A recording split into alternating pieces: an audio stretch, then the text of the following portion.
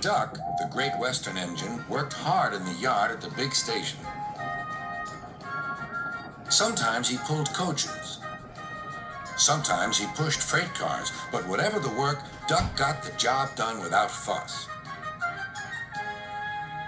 One day, Duck was resting in the shed when Sir Topham Hatt arrived. "Your work in the yard has been good. Would you like to have a branch line for your own?" "Yes, please, sir," replied Duck. So Duck took charge of his new branch line. The responsibility delighted him. The line runs along the coast by sandy beaches till it meets a port where big ships come in. Duck enjoyed exploring every curve and corner of the line. Sea breezes swirled his smoke high into the air, and his green paint glistened in the sunlight. "This is just like being on holiday," he puffed. "Well, you know what they say," laughed his driver. "A change is as good as a rest."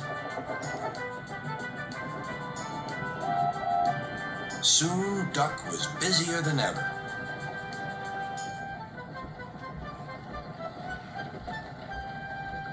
Sir Topham Hatt was building a new station at the port. Duck pulled the heavy freight cars wherever they were needed. Bertie looked after Duck's passengers, and the other engines helped too, but the work took a long time. Noise and dust filled the air. "Don't worry," whistled Toby. "The station's nearly finished." "And on time, too," said Duck thankfully. Duck felt his responsibility deeply and talked endlessly about it. "You don't understand, Donald, how much Sir Topham Hatt relies on me." "Ach, aye," muttered Donald sleepily. "I'm Great Western, and I—" "Quack, quack, quack." "What?" "Ye heard? Quack, quack, ye go. Sounds like ye'd an egg laid. Now wheesht and let an engine sleep." "Quack yourself," said Duck indignantly. Later, he spoke to his driver. "Donald says I quack, as if I'd laid an egg." "Quack, do you?" pondered his fireman. He whispered something to Duck and his driver. They were going to play a joke on Donald and pay him back for teasing Duck. The engines were busy for the rest of the day, and nothing more was said.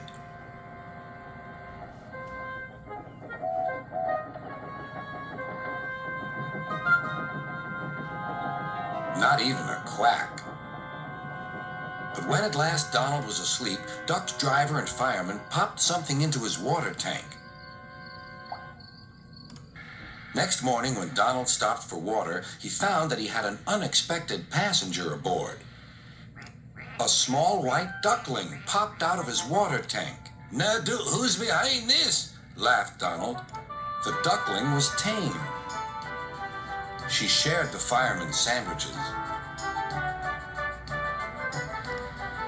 and rode in the tender. The other engines enjoyed teasing Donald about her.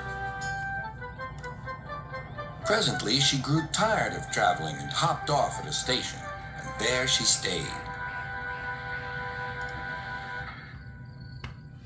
That night, Donald's driver and fireman got busy, and in the morning, when Duck's crew arrived to look him over, they laughed and laughed. "Look, Duck, look what's under your bunker. It's a nest box with an egg in it." Donald opened a sleepy eye. Well, well, well, ye must have laid it in the night, Duck, all unbeknownst." Then Duck laughed too. "You win, Donald. It'd take a clever engine to get the better of you." There's a pond near the duckling station. Here she often swims and welcomes the trains as they pass by. The station master calls her Dilly, but to everyone else, she is always Donald's duck.